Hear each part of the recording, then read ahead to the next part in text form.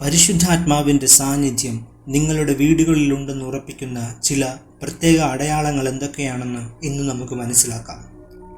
ക്രിസ്ത്യാനികളായ നാം പലപ്പോഴും ദൈവസാന്നിധ്യം ഉറപ്പിക്കുന്നതിന് വലിയ അത്ഭുതങ്ങളും അടയാളങ്ങളും പ്രതീക്ഷിക്കുന്നു. ഉദാഹരണത്തിന്, മരിച്ചവർ ഉയർക്കുക, രോഗികൾ സൗഖ്യമാകുക, ആത്മപ്രവാഹത്താൽ വിശ്വാസികൾ ചലിക്കുക എന്നിവയാണ്. ഇതൊക്കെ ശരിയാണെങ്കിലും പരിശുദ്ധാത്മാവ് വളരെ സാവധാനത്തിലും നിശബ്ദമായും നമുക്കിടയിൽ പ്രവർത്തിക്കുന്നുണ്ട്. ഇത് നാം മനസ്സിലാക്കാതെ പോകുന്നുവെന്ന് മാത്രം. വളരെ ശ്രദ്ധയോടെ നാം ശ്രദ്ധിക്കുന്നുവെങ്കിൽ മാത്രമേ ആത്മാവിൻ്റെ പ്രവർത്തനം നമുക്കിടയിലുണ്ടെന്ന് മനസ്സിലാക്കുവാൻ സാധിക്കൂ. കാരണം നാം ശ്വസിക്കുന്ന ശ്വാസത്തെ പോലും നാം മറക്കുന്നു, ഓർക്കുന്നുകൂടിയില്ല. പക്ഷേ ശ്വസനം എന്ന പ്രക്രിയ അവിടെയുണ്ട് എന്നതുപോലെ പരിശുദ്ധാത്മാവ് നമ്മുടെ ഭവനത്തിലുണ്ടെങ്കിൽ ചില അടയാളങ്ങൾ നമുക്ക് നൽകും. ആ അടയാളങ്ങൾ എന്താണ് എന്ന് നമുക്ക് നോക്കാം. ആദ്യം, അന്തരീക്ഷത്തിൽ വ്യതിയാനങ്ങൾ സംഭവിക്കുന്നു, അന്തരീക്ഷമുണ്ടാകുന്നു. ഇത് വളരെ ശ്രദ്ധിക്കുന്നുവെങ്കിലേ നമുക്ക് മനസ്സിലാകൂ. ഭിന്നതയുടെയും പകയുടെയും അന്തരീക്ഷം മാറി സമാധാനവും സന്തോഷവും സ്നേഹവും എന്ന അന്തരീക്ഷം ഉണ്ടാകുന്നു.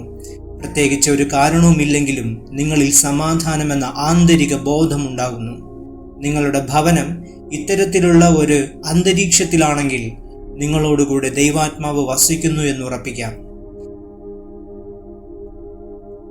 ആത്മസാന്നിധ്യത്തിന്റെ തോത് കൂടുതലാണെങ്കിൽ ഉള്ളിൽ ആത്മാവിന്റെ നിറവ് കൂടുതലായി നമുക്ക് അനുഭവപ്പെടും.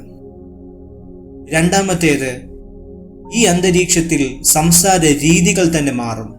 സ്നേഹത്തിലും ദയയിലും സത്യത്തിലും ഈ അന്തരീക്ഷത്തിലുള്ളവർ സംസാരിച്ചു തുടങ്ങും. പ്രാർത്ഥനയുടെയും സ്തോത്രത്തിൻ്റെയും നന്ദിയുടെയും സ്തുതികൾ അവിടെ അങ്ങിങ്ങായി മുഴങ്ങി കേൾക്കുന്നുണ്ടാകും. ഇത് യാദൃച്ഛികമായി സംഭവിക്കുന്നതല്ല. ദൈവത്തോട് സംസാരിക്കാൻ ദൈവം തന്നെ നമ്മെ സഹായിക്കുന്നതാണ്. കാന്തം ഇരുമ്പിനെ ആകർഷിക്കുന്നത് പോലെ, ഇരുമ്പ് ഇരുമ്പിന് മൂർച്ച കൂട്ടുന്നത് പോലെ ഈ അന്തരീക്ഷം ആത്മാവിനെ തൊട്ടുണർത്തും. മൂന്നാമത്തേതായി, നമ്മുടെ ഹൃദയത്തിലുള്ള കയ്പും പകയും ഭിന്നതയും എല്ലാം ഈ അന്തരീക്ഷത്തിൽ വളരെ ഭാരമുള്ളതായി നമുക്ക് തോന്നും. ഈ ഭാരമെല്ലാം ഇറക്കി വെച്ച് വിശുദ്ധിയിൽ ജീവിക്കാൻ നമ്മിൽ ഉത്സാഹം ജനിക്കും. ചിലപ്പോൾ ആനന്ദത്തിന്റെ കണ്ണുനീർ പൊഴിച്ചെന്നിരിക്കും. ഇങ്ങനെയാണ് പരിശുദ്ധാത്മാവ് ഒരു വ്യക്തിയിലും പ്രവർത്തിക്കുന്നത്. തന്റെ സാന്നിധ്യത്തിൽ കുറ്റം വിധിച്ച് മാറ്റി നിർത്താനല്ല, പാപബോധം വരുത്തി ദൈവത്തോട് അടുപ്പിക്കുവാനാണ് ദൈവാത്മാവ് ശ്രമിക്കുന്നത്. നാലാമതായി, പറയാൻ കഴിയാത്ത, വിവരിക്കാനും വർണ്ണിക്കുവാനും കഴിയാത്ത ഒരാന്തരികമായ സമാധാനം അവിടെ തളം കെട്ടി നിൽക്കുന്നത് നിങ്ങൾക്ക് അനുഭവപ്പെടും. ഇത് നിങ്ങളുടെ ആന്തരികമായ സമാധാനമായി മാറുന്നതും നിങ്ങൾക്ക് അനുഭവിക്കുവാൻ സാധിക്കും. അഞ്ചാമതായി, അന്തരീക്ഷത്തിൽ നിന്നുയരുന്ന സ്തുതി ദൈവത്തിലേക്കുള്ള ആരാധനയായി നൈസർഗികമായി നിങ്ങൾക്ക് മാറും. അടഞ്ഞുകിടക്കുന്ന വാതിലുകൾ തുറക്കും, ബന്ധനങ്ങളുടെ ചങ്ങലകൾ അഴിഞ്ഞു വീഴും. യോസേഫ് നിമിത്തം ഫറവോന്റെ ഗൃഹം അനുഗ്രഹിക്കപ്പെട്ടതുപോലെ, യഹോവയുടെ പെട്ടക നിമിത്തം ഭവനം അനുഗ്രഹിക്കപ്പെട്ടതുപോലെ നിങ്ങളും ദൈവത്താൽ അനുഗ്രഹിക്കപ്പെടും.